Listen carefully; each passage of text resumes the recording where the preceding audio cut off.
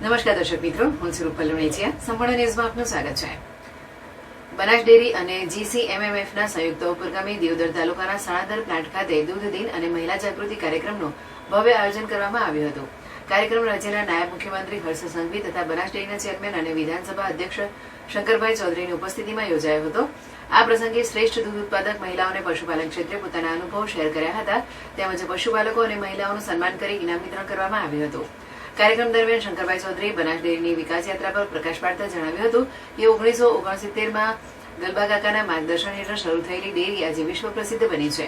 બનાસકાંઠા જિલ્લાના 1707 દૂધ મંડળીઓ, જેમાં 159 મહિલા મંડળીઓનો સમાવેશ થાય છે.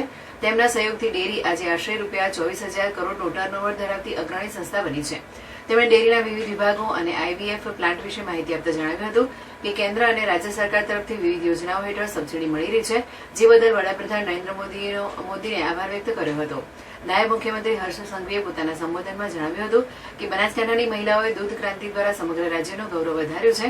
સરકાર પશુપાલકો અને ખેડૂતોના વિકાસ માટે પ્રતિબદ્ધ છે અને ગૌરક્ષા માટે કડક પગલાં લેવામાં આવી રહ્યા છે. આ કાર્યક્રમનો મુખ્ય હેતુ મહિલાઓને પશુપાલનમાં નવી ટેકનોલોજી અને સંશોધન ક્ષેત્રે જાગૃત કરવાનો હતો. બનાસ ડેરી દ્વારા દૂધના યોગ્ય ભાવ, વૈજ્ઞાનિક પશુ સંવર્ધન અને ગૌમૂત્ર આધારિત ઉત્પાદનો દ્વારા મહિલાઓની આવકમાં વધારો કરવાની પહેલ કરવામાં આવી રહી છે. રાજ્યમાં મહિલાઓ દ્વારા સંચાલિત દૂધ મંડળીઓની સંખ્યામાં અંદાજે 21% વધારો નોંધાયો છે, જે ગ્રામીણ અર્થતંત્રમાં મહિલાઓની વધતી ભાગીદારીને દર્શાવે છે. આ રીતે આ કાર્યક્રમ મહિલાઓને આત્મનિર્ભર બનાવવા તથા દૂધ ઉત્પાદન વધારવા માટે પ્રેરણાદાયક સાબિત થયો છે.